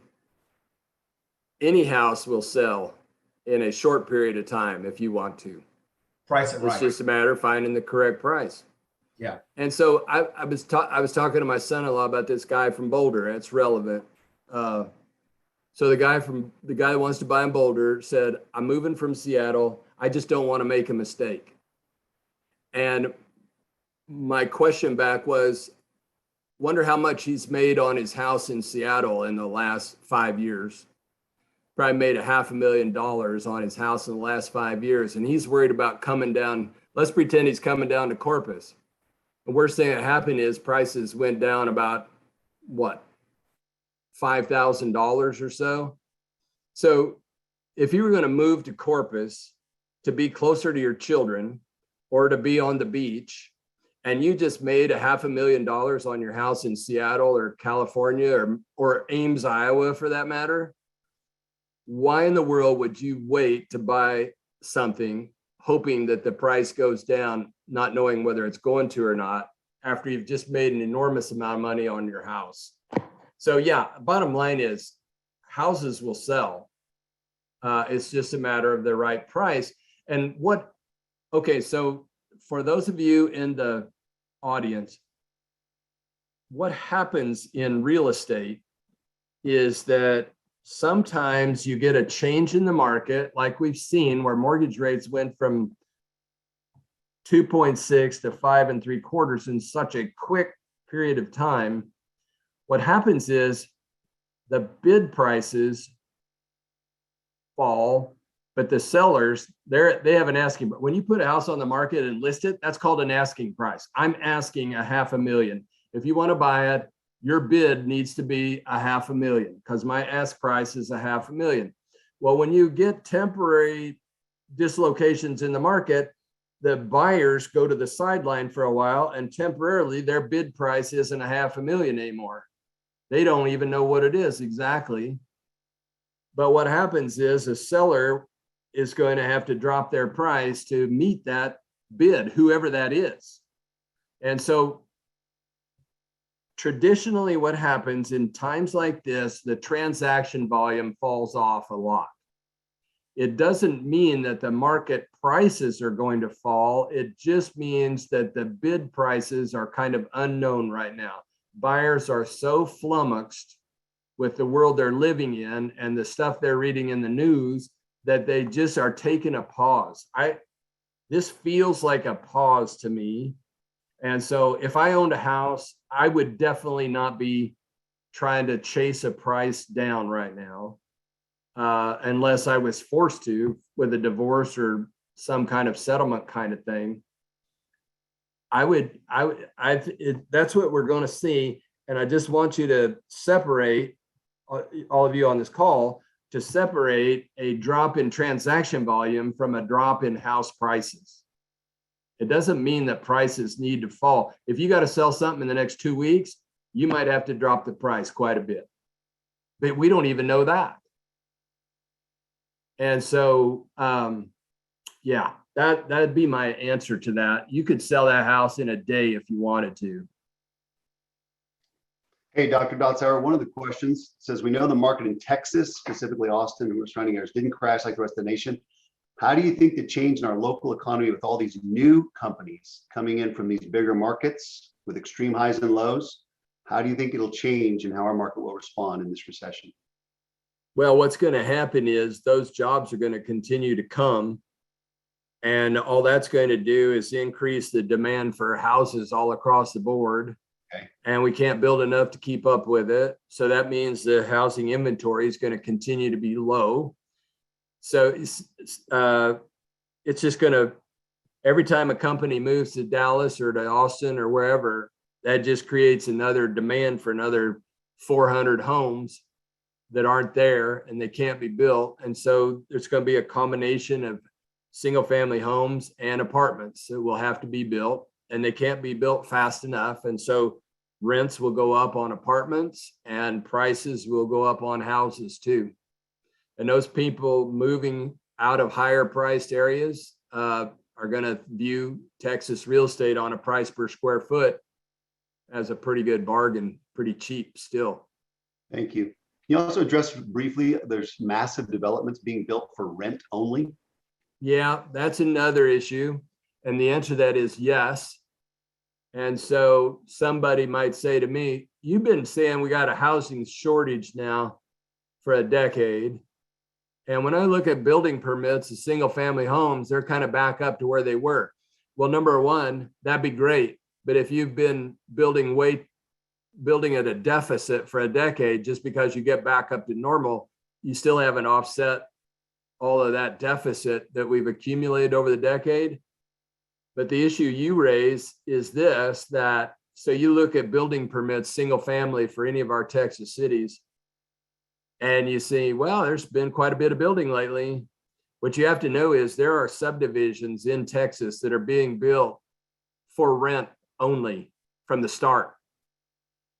I'm aware of one north of Houston that I don't remember if it had 500 homes or 1,000, doesn't matter, but it's a big one. And they're all built for an investor, probably an insurance company, some big pension fund. So there might be 500 homes that show up on building permits. Look at there, we got 500 new single family homes. None of them are coming into the owner market at all. And that investor demand for single family for rent is getting stronger by the day. It's one of the preferred asset. If I'm the pension fund of the state of Texas and I'm responsible for investing billions of dollars on the behalf of teachers and stuff, we're going to have some stocks and we're going to have some bonds and we're going to have some real estate. And when we get into real estate, we might have apartments and we might have office and industrial and retail and hotel. The fastest growing one is one that wasn't even on the books 5 or 10 years ago, and that is single family for rent. They call it SFR. And so big institutions, the appetite to buy single family for rent is increasing rapidly. And so that trend is going to continue, and that's going to keep our inventory levels lower than we're used to. Thanks. That just answered a whole bunch of questions that were out there. Dotzer, you were Mark, you were quite correct. Actually, you were right on the money when we had you on back right out during the COVID period, right after COVID kind of took over. And that was with a few months after March. That would have been early summer, right after COVID broke out. And you made that prediction. You said that we're going to get ready to go in one of the hottest markets we have ever seen. And you made that prediction. And some of us were really, we weren't agreeing with you. We didn't disagree with you on online, but we got off going, man, how does he think that's the truth? And I have to agree that, you know, now that you've taught us the last couple of times we've had you on, that you know, there's a lot of emotions that are being, you know, a lot of the media is just almost trying to dictate the story, which is not always the case. And we also have leaders in the industry that also are doom and gloom as well. So, I mean, you know, it looks like your prediction, from what I can gather, just you know, towards the concluding on this, is it doesn't look as bad as some people are painting it to be. That there will be homes that will be sold and will be listed, and this market's not going away. Let's just look at this particular slide that's still up here about Corpus Christi. The sales volume are those purple lines. I don't see any time in there where that purple line was at 0. I don't care how bad it gets, the market still transacts. Got it. So And we're you know, not, there's other ways to skin a cat too. Number one, if I was a seller and I wanted to sell out right now, I would keep my price at full price and finance it myself. I ran into this. I lived in Austin, Texas in the early 1980s and bought a house, and prices went through the roof from 81 to 86. And then the oil business went to pot. And the headline in Austin that time was layoffs expected to be 20,000 this year to balance the state budget. So I'm selling my house into that. Well, I had paid cash for my house. And I decided, hey, mortgage rates had gone up to 11%. And I thought, okay, I'm going to sell my house, 8% mortgage. So I ran an ad in the Austin Statesman, 8% white space, gigantic 8% white space. And I go, that's right, 8%, 30-year fixed rate mortgage with 20% down payment. I sold that house to the first person that came in because the mortgage rates were 11.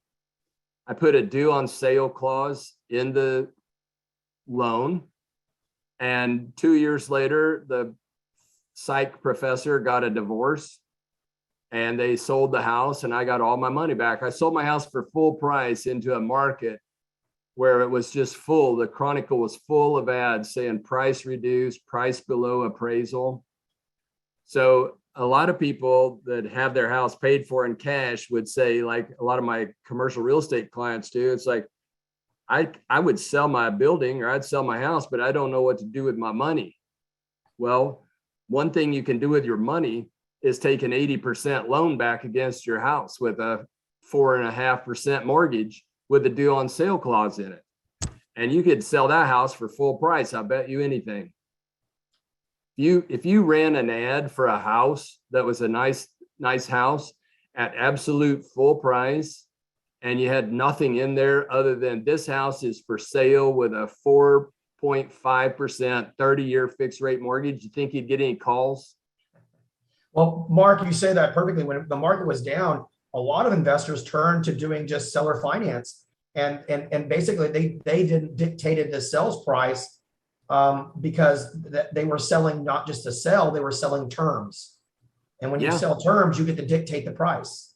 You sure do. And so you sure do. I think a lot of it, we saw a lot of very wealthy investors over the years that even when the downturn in the market started their own financing companies and became mega wealthy and very rich because they just basically used their own money and financed their own homes and didn't use it as rents. And then what the great thing is when buyers are buying property, they have a different appreciation and they respect the home more when they own it versus renting it. Yeah, no doubt about it. And as a seller, you're not loaning that person money for 30 years at 4.5. If you got a due on sale clause in there, there's going to be a divorce or all of those shelter decisions that are made, move to a different city. And so you're maximizing your sale price and taking a modest return. But there's a lot of people there that would say, I'll take 4.5 and run with it right now. The other thing also is that builders do this a lot, and there's no reason why an owner can't either, buy down the mortgage rate. So, for example, you get a 30-year fixed rate mortgage at 5 3/4. I remember builders offering a 5.31 buy down, and what that meant was they paid cash up front to the lender to buy the mortgage rate down 5% for the first year and buy the mortgage rate down 3% for the second year and 1% for the third year. And so that's another way to sell a house. And then as a buyer, what I see out of that is like, okay, at the end of 3, all those subsidies wear off. But between now and the end of the third year, chances are I'll be able to refi at a lower rate.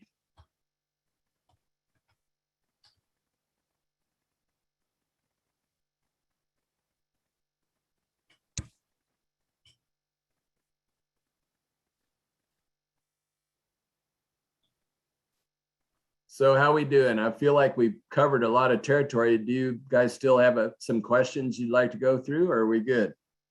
I've got time. I think there's a few that we could ask that you can just quickly answer for us. I think you talked about the 2006 in 2006, how did the bond run of 2007, 08 affect the liquidity issues of the mortgage markets? Just what's your answer on that? Stephen Simmons asked that at 11:01. Yeah, that had a huge impact. It almost sunk the banking system globally.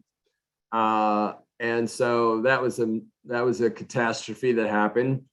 And the Fed and Congress realized they don't want to have that happen again. And so they've changed the regulations on banks. And I have quite a few banks that are clients of mine. And I asked them point blank, are you worried about the banking system this time around? And they said no, because after 2008, the bank regulators made us have a whole lot more reserves and a whole lot more deposits. So that doesn't appear to be an issue at all. Here's one regarding HOAs. Do you believe HOAs will eventually step in and try to put an end to companies or investors coming in and buying up single family homes for the purpose of keeping them for renting only? I think that's possible. Not for a new subdivision that's built exclusively. There is nobody in there to vote for that. But in a, excuse me, in a existing subdivision where buyers are starting to do that, I could see buyers trying to organize to stop that from happening. Yeah. Yeah, And I think it's a good idea. Honestly, Yeah. I think it's kind of a good idea.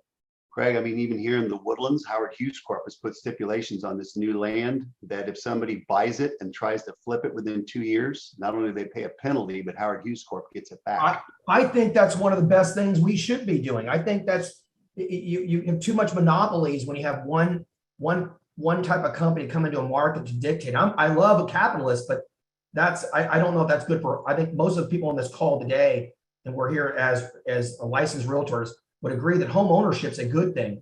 Controlled investments in certain areas could be very dangerous if we allow that without some type of stipulations. Even the Airbnb market, if it's not controlled, I don't think it helps them. I don't think it helps the neighborhoods. I don't know how Mark feels about that, but we've seen. I would view it a little bit like the national parks. There's always somebody on earth that can buy everything. And when that person decides to buy all the waterfront along Corpus Christi, for example, they can fence it off and nobody gets to see it ever again. Same way with national parks. Rich people, Estes Park, Colorado, there, whatever that Duke was that owned it all up there. It's just, I don't know that capitalism means that the richest people on earth can buy everything. Here. Yeah, here. I think there's got to be, control. That's why we have a government as well. Like we have anarchy if you could do whatever you wanted to do. But again, I know it's real estate. We all think that because you can buy it, you can control it all. I think that's unfortunate for the entire population as a whole. Well, let's just put it this way. Since World War II was over, the goal of the American dream was to be able to own a home. And that's part of our culture now. And so if you wake up one morning and find out, I will never be able to own a home because we can't build enough houses, and the ones that we build, people realize they're going to go up in value. And so they'll pay a lot of money for them. I'm never going to own a home. Well, I can't go for that. Well, you have specialized groups now that are literally just saying, builder, we'll buy every one of your homes in inventory. Just don't give them to private purchases. We'll buy the entire neighborhood so that we can just lease it out. And the years of the 50s and the 60s, we didn't have the type of trillions and trillions of dollars on the sideline for people to make these big purchases. We just didn't see that in the economy. We have, people single-handedly right now are wealthier than countries. So, hey, I'm all for capitalism, but that gives a lot of people a major advantage over the first time home buyer. They just Well, for example, state of Iowa is full of corn, full of land that grows corn really well. And all of a sudden, people all over the world decided maybe we'll just buy all that ground. And if you get two big buyers that own all the corn ground in the state of Iowa, then there's no cities left. There's just a few people. It's kind of like owning a refinery. It's a big outfit, but there's only 12 people working inside of that. And so the state of Iowa put in some rules against corporate ownership of farmland. it's smart. The cities up in Canada, up around the Seattle area on the Canadian side, Chinese investors were buying up all the houses, and the house prices were going up because they didn't care. The money didn't matter to them. And so house prices were going up so fast that property taxes were going up, and the local residents were complaining because they couldn't afford the taxes anymore. And so they passed a local law. And then ultimately, I think the whole government of Canada passed a law to stop that kind of thing from happening. Otherwise, you end up with Chinese foreign investors owning the whole city and nobody living there. That's how Port Aransas feels. You got a lot of the employees that work on the island can't afford to live within any real estate because it's too expensive. All the Airbnb or all the investors went in to purchase the property. So that it sounds like a mess because the local governments are going to have to make policies that are fair enough for the residents to still coexist.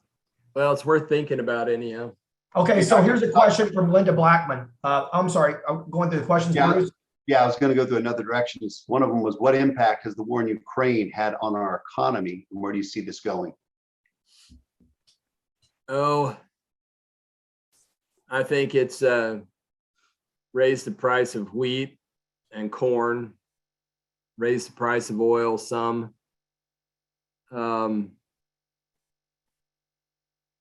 Yeah, I don't think it's had that big of an impact on us.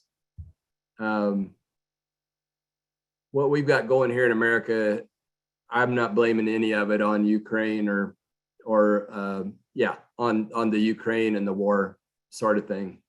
What about will the increase in value of property, which results in higher taxes in Texas, create an influx of distressed sales? So Linda Blackman wants to know if buyers are escrowing, their monthly payments will begin to increase soon.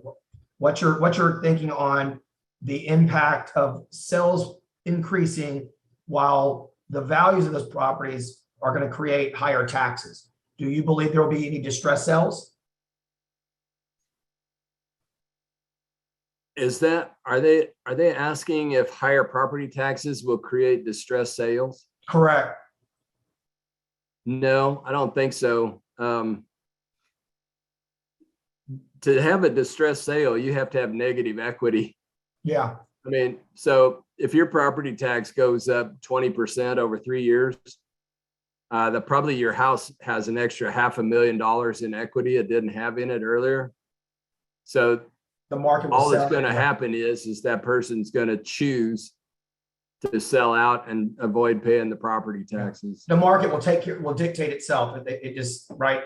There'll be enough buyers out there just to purchase. Yeah. So if the Fed drives down, Colin King, if the Fed drives down the mortgage rates again to around 2% in a year or so, as you predict to control inflation, are we setting ourselves up to repeat the cycle? Of course, that's the whole goal. Yeah. I want to still own a house. I want to be I want to be on my surfboard out in the water when that mortgage rate starts getting pushed down to 2%, because I know what will happen to the houses. It's called a hockey stick.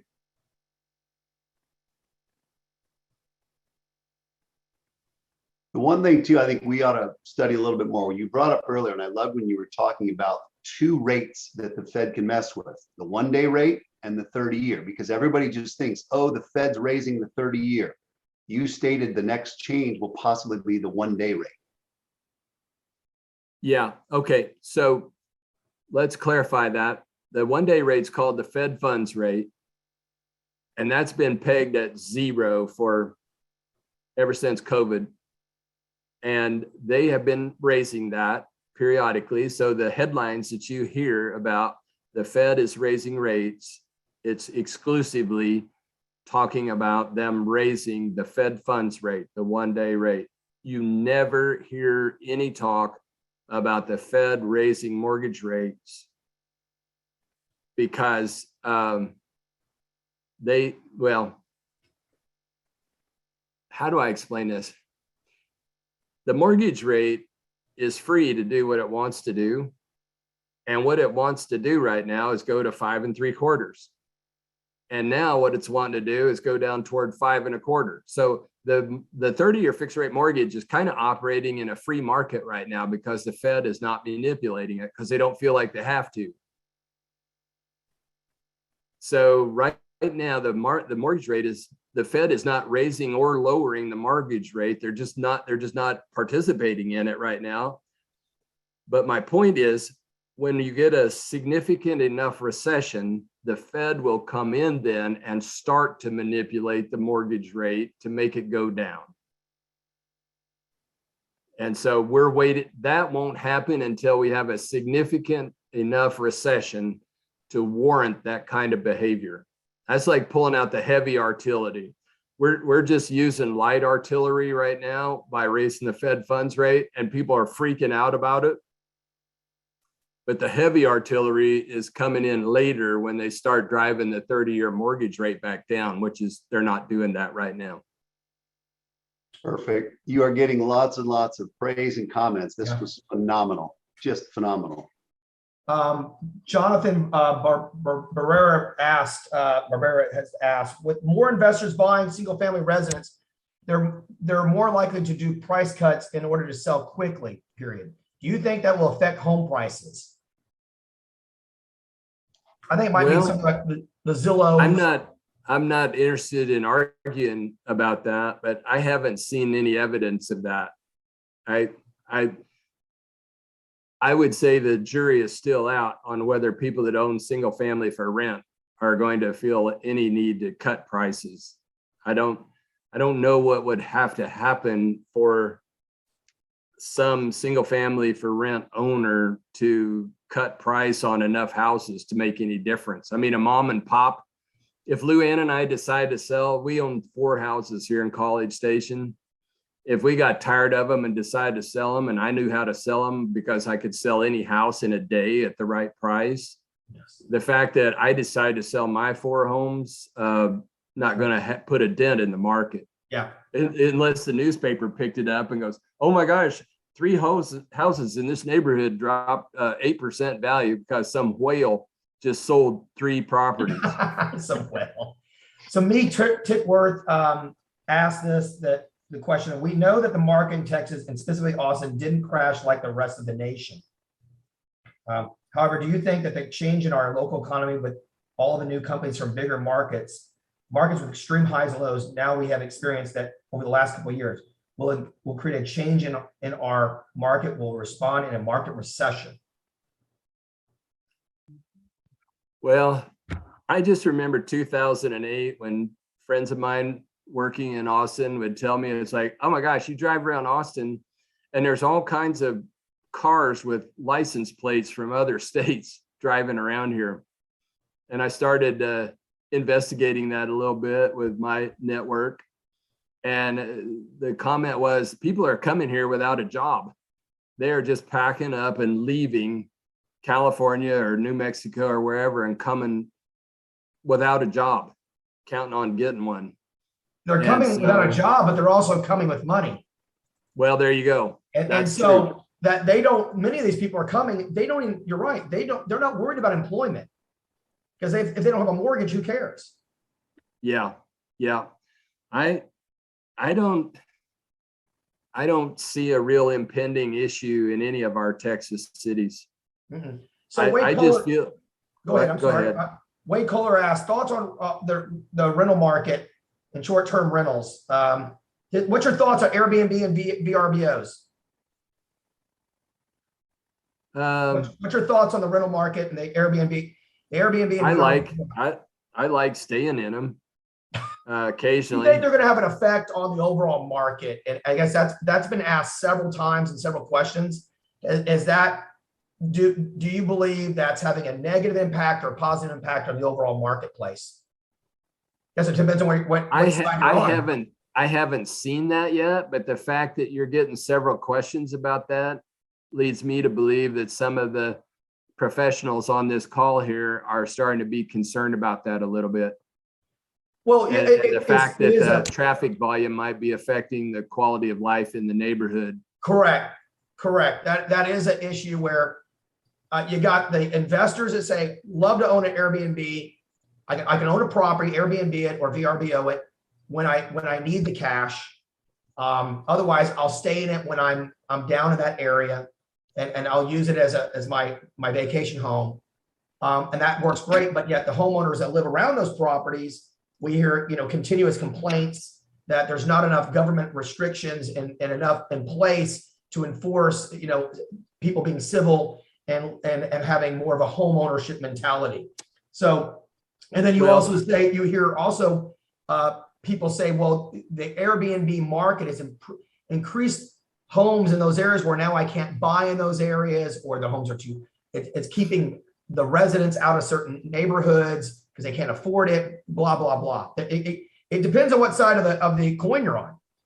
Well, in terms of the quality of the neighborhood, the way I would handle that if I wanted to get involved would be I would go to the city council with pictures showing what the neighborhood looks like due to that and document it.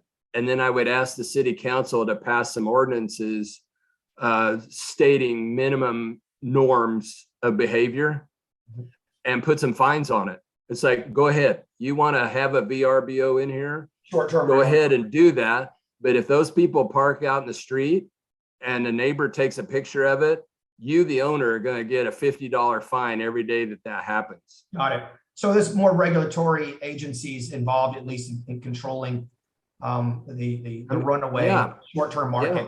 What about builders that are making rental? What's your thoughts? Katie Davidson asked, what is your thoughts about builders that are making just rental only areas? Yeah, I feel like we've already talked about that. And the bottom line is it's a free country. Yeah. So I don't know what to say about that. It's like, here's the thing, as we wrap it down, for all of you that were on, phenomenal. I mean, what you just got today are such incredible speaking points, right? With some of these slides and the information, you need to be armed with this. Dr. Dotzauer, one of the comments was, extremely helpful, especially being a newer agent. Listen, I've been in this 24 years and this is phenomenal. So take the data and the information, and what he said, be an economist in terms of just understanding what's going on. As always, we always say, pretty good to be here in Texas. So I don't care the market of the moment, buyer market, seller market, what goes on with rates. We're still attracting great businesses. Use this information for this purpose. Most agents are rolling in and they're saying, look, I'll put a sign in the yard and give you pretty pictures. You go in and talk about the economy, the rates, the data that you've received, that you listen to economists, and have them choose to work with you because you actually know what you're doing. Yep. Craig, buddy, thank you so much for putting this together. Dr. Dotzauer, always a pleasure and a joy to listen to you. Wendy, everybody else, the folks behind the scenes, thank you so much. I think Mark, always a pleasure. Thank you close to all. 1,000 people. So you touched some lives today, my friend. We really appreciate that. Right at 1,000. I just want to say thank you for all the kind comments. That's very kind of y'all. And it's been fun to be with you today. So see you again down the road. Thanks, All right. Doctor. Guys, have a great day. Thanks all. Appreciate you.